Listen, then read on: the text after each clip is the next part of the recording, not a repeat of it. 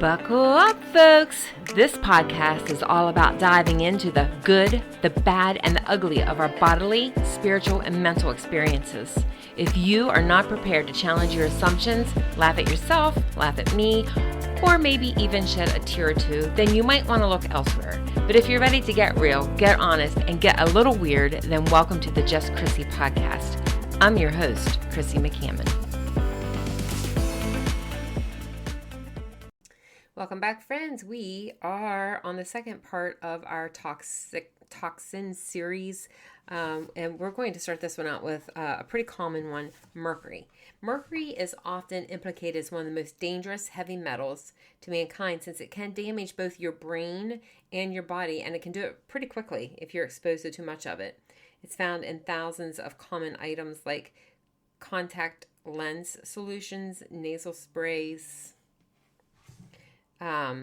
prescription drugs, vaccines, flu shots, fungicides, pesticides, fertilizers, as well as from industrial smokestacks that are spewing it into the air that we breathe.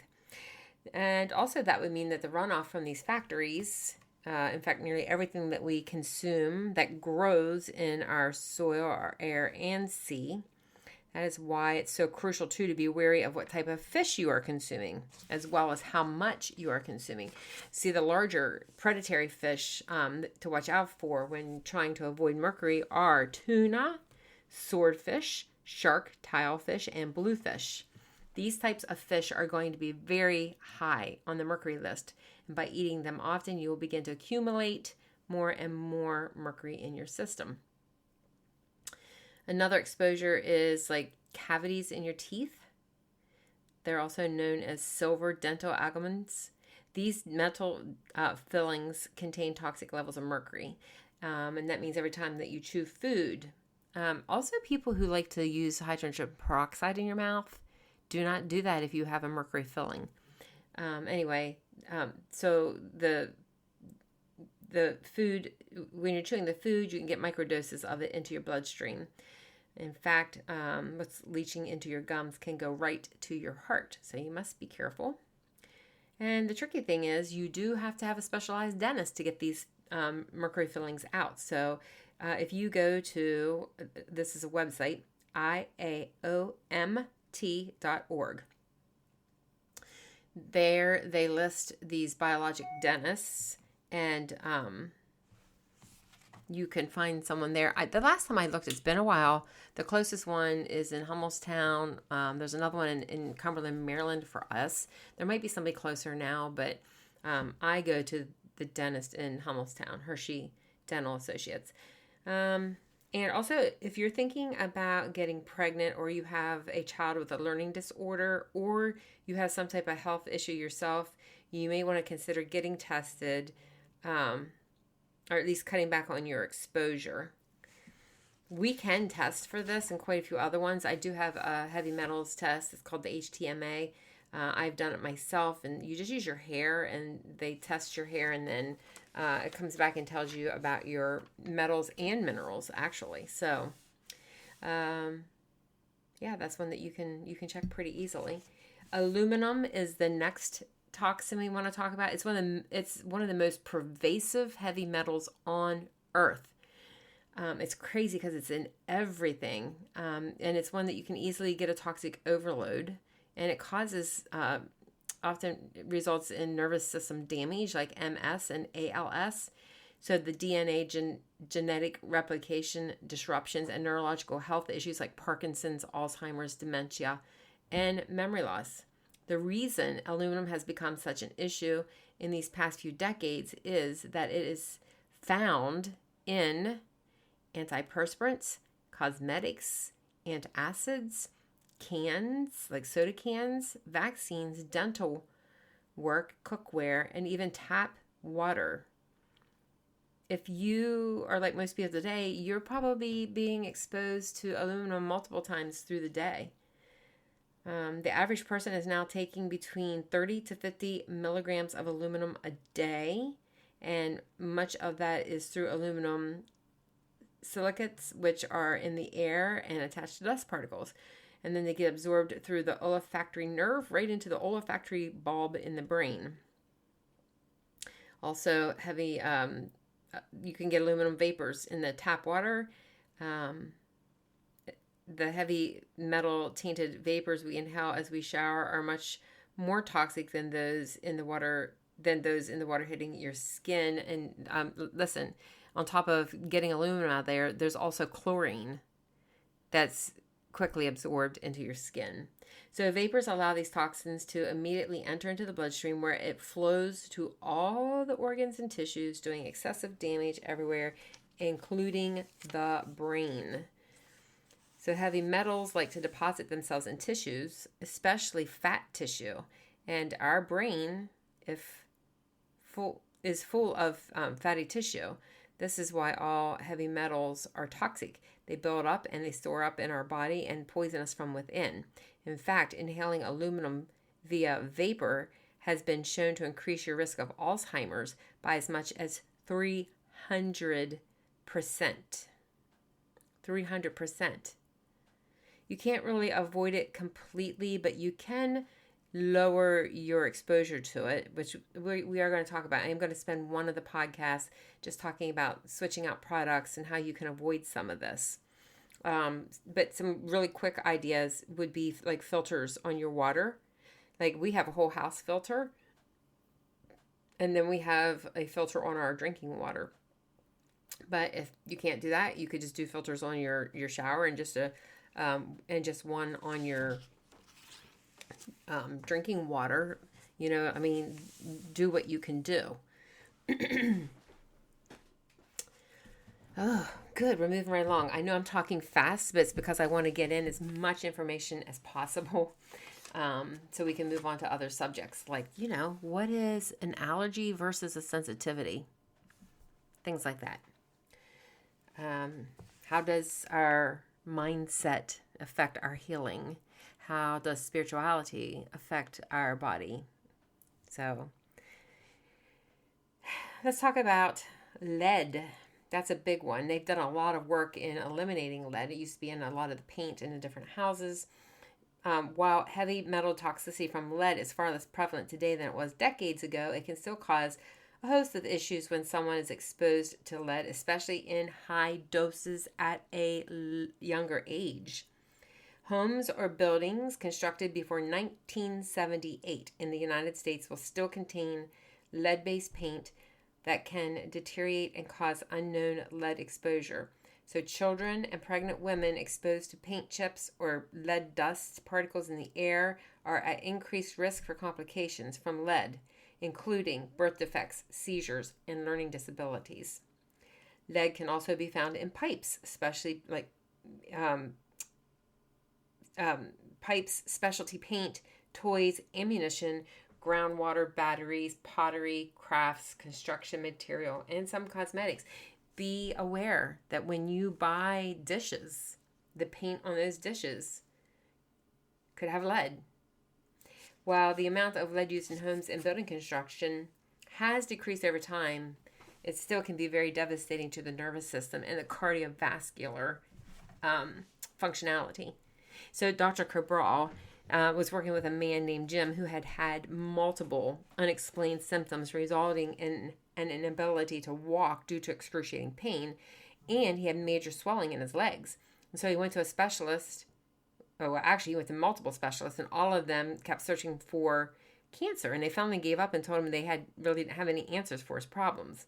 And by the time Dr. Cabral met with Jim, he was pale, he was on crutches, he was unable to stand for more than a few minutes at a time. He often fell asleep right in his chair as they were talking due to extreme exhaustion. After spending some time reviewing all of his blood work and labs, Dr. Cabral could see how, from the functional medicine perspective, there was a lot wrong. He didn't believe he had cancer for multiple reasons. He had very healthy white blood cell counts, for example. Many other biomarkers for his health were extremely high too. But clearly the man's body was shutting down fast, and they needed to do something to help him. His initial suspicion after seeing hundreds of Jim's lab data points was that he had all the indicators, such as lowered red blood cell count, like of blood clots or internal bleeding somewhere. However, the indicators could also be a symptom of possible lead toxicity or infection. So could have been clotting or bleeding somewhere or this lead toxicity. So he ran more tests and found that all of the above initial concerns were true. After combing through his files and questioning, he discovered that Jim had worked for the city water department for decades and had been exposed to lead pipes and groundwater on a daily basis. He also had been injured just weeks before that when a piece of equipment had fallen on his leg. With a plan in place, they were able to detox his body from the lead, fortify his missing minerals and vitamins, and rebuild his body to healthy levels. Good news is Jim is back on his feet. He's down 36 pounds. His blood work looks fantastic, and he's feeling well again. I'm also going to, if you think this sounds like something that you just would like to do because you have symptoms or that you want to do just to make sure, the heavy metal detox, I'm going to link that in the description. But infrared is also really good for getting heavy metals out of the body. So you could get a personal, I like the Therasage 360. I'll put that in the description. But for a personal one. And then the Radiant Health saunas, I love them for the larger, more options one. And there's a discount. Like if you call them to order a sauna or talk to them about a sauna, there's a $500 off discount at RIW 500. Let's talk about one more. I think we have time to talk about one more. Arsenic. Let's do arsenic. Arsenic can cause cancer, literally hundreds of health issues concerning or affecting the blood vessels, nervous system, brain, gut, skin, lungs, and reproductive organs. Although it's naturally occurring, it's part of the Earth's crust. Like other heavy metals, its intake should be avoided. Exposure from it comes from both organic and inorganic compounds, but we are mainly exposed to arsenic from food and water sources. Smokers will inhale more arsenic due to the fact that it is one of the 7,000 chemicals contained in cigarette smoke. 7,000 chemicals in one cigarette. Arsenic also turns up in some odd places, such as chemotherapy treatments for acute promyelocytic leukemia and other cancers. It was formerly used in herbicides, fungicides, pesticides, which still remain in our Earth's soil and contaminate our food supply. Additionally, it can make its way into the ocean from coal-burning power plants and toxic smoke, and it pollutes the waters. And then you got the bottom feeders like lobster, crabs, clams, oysters, scallops, shrimp, mussels. They absorb high levels of arsenic. Unfortunately, any man-made creation can contain high levels of heavy metals. So look at your children's parks and playgrounds. The preservatives that they're using on the wood structures contains copper, chromated arsenate. Heaven, sometimes these words, which helps to seal and keep the wood from deteriorating. It can also make us sick with repeated exposure. Again, not to scare you, but rather impress upon you why we're seeing these massive spikes in health issues. It's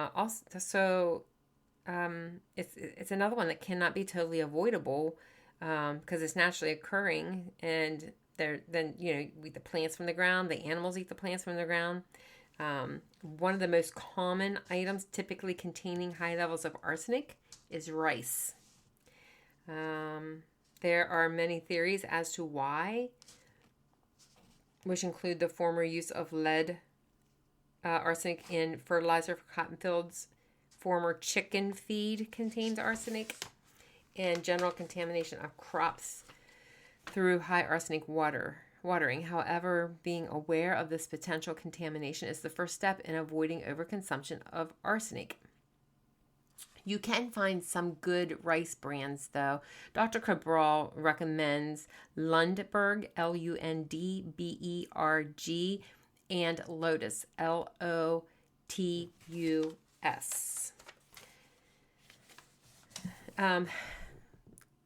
Please know that I know that's a lot of information, but I want you to be aware. I think tomorrow we're going to move into the things that we actually put on our skin. We are always going to be exposed. But if we know that our deodorant contains aluminum and that we can move away from that, if we know that, well, I don't drink soda anyway, but, don't get things in an aluminum can. Like stop using aluminum foil, etc. We can lower the exposure. We can control some of that exposure. And then if we're doing things like eating good old dark green veggies or drinking green powder, infrared, sweating, that also helps us detox it out of our body. If we know those things, then we can control a little bit to help ourselves.